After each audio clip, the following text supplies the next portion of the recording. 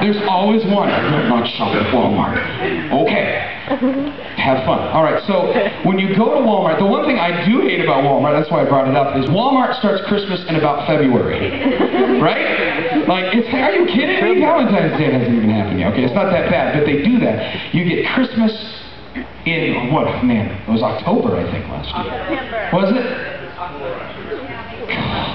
And then, of course, Halloween's becoming a big, big thing now, too, so you got these pumpkins out in, like, July. And then as soon as Christmas is done, I talked to a girl that worked at Walmart, I kid you not, Christmas night, there was a group of them that had to be into work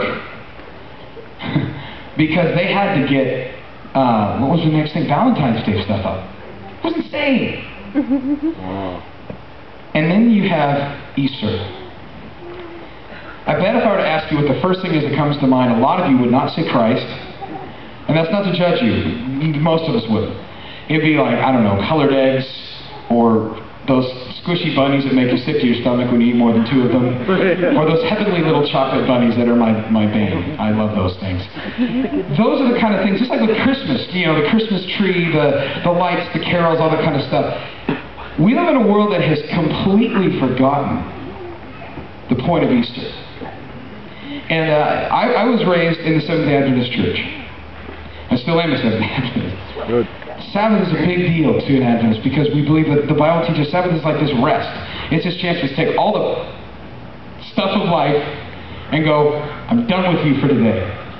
I'm spending time with the church, the body, and with Jesus Christ. Boom. However, we do really good at missing other stuff. Easter comes and goes like a shadow on the wall.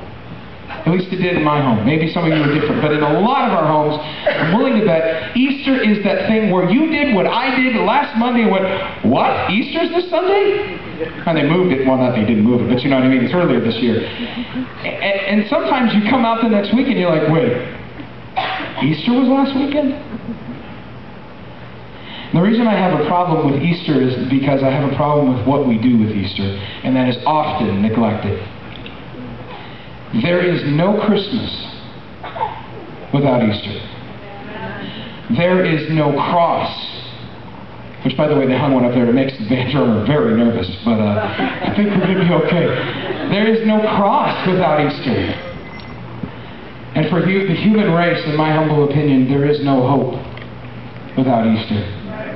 I mean, no other event. We make a big, big deal out of Christmas, and I'm sure there's some that could argue this, and maybe we'll tie them just for the sake of not fighting.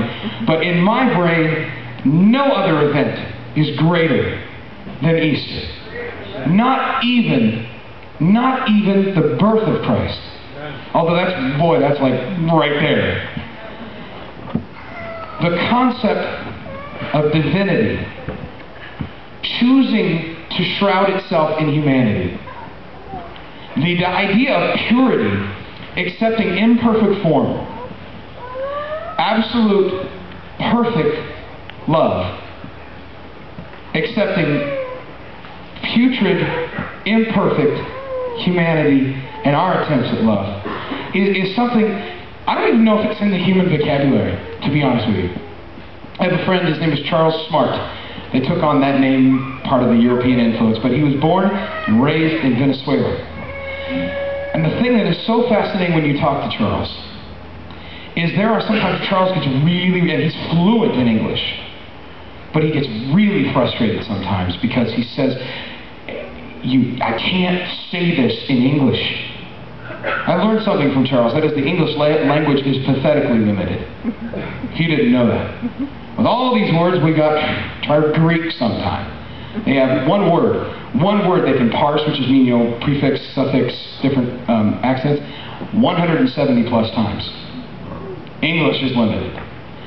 And he would start to describe something to me, and all of a sudden he would, off in Spanish, I'd be like, slow down, I only made it through Spanish 2 by the hair of my chin, man, slow down. And he's like, oh, it's because I can't, there's no words in English to get this out.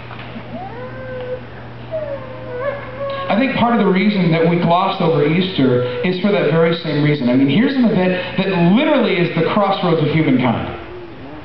I mean, all this stuff with Islam and Judaism and Christianity, all this stuff, of course, Christianity specific started with Christ, but Judaism, Islam, all that started way back before the cross.